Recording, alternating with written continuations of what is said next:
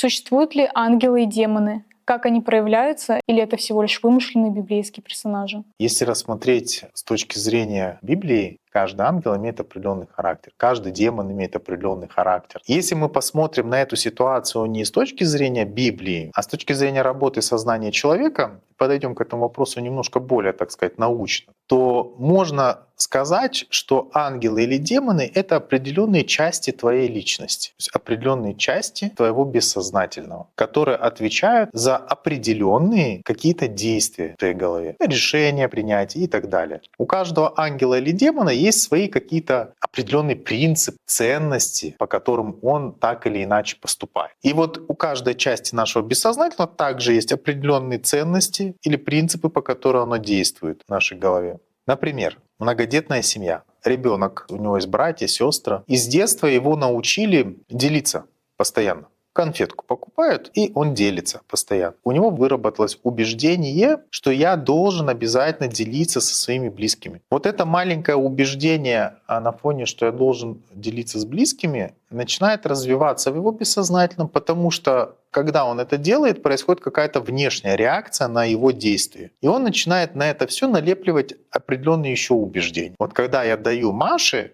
например, сестре кусочек конфеты, она мне говорит спасибо. А когда я даю Васе кусок конфеты, он меня нахрен посылает, неблагодарный, он со мной не делится. И у него начинает формироваться определенная вот часть его бессознательного, которая в этой роли, в этой модели ведет себя по определенному алгоритму.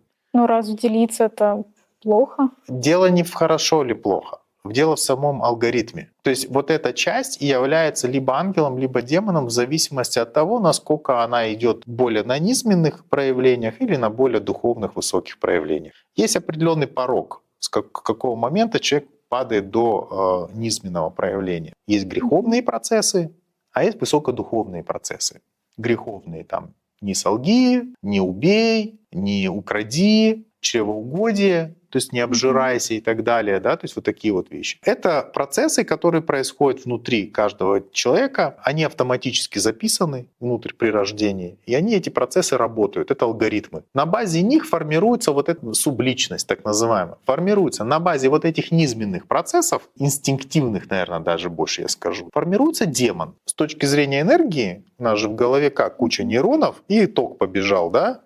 С точки зрения энергии на уровне программы формируется определенная личность или субличность, которая формируется в образе демона. Если же человек поступает из позиции высоких духовных ценностей, через любовь, милосердие, благодарность, у него формируется другая личность, которая является как бы ангельской личностью. Ангельские субличности, соответственно, открывают портал к первоисточнику, откуда проходит свет, то есть к Богу. Если мы говорим про демонические, они портал, соответственно, не открывают, но они также потребляют энергию. Откуда они эту энергию будут брать? Они будут брать эту энергию с твоего тела, с физического. Потому что физическое тело подпитывается дополнительной энергией при помощи еды. Поэтому человеку, который живет неправильно в этом мире, у него очень сильно развивается чревоугодие. Почему? Потому что надо восполнить энергетический баланс в теле. Надо жрать, жрать, жрать, жрать. Ему уже не важно, какой вкус. Ему важно закидать больше микроэлементов внутрь.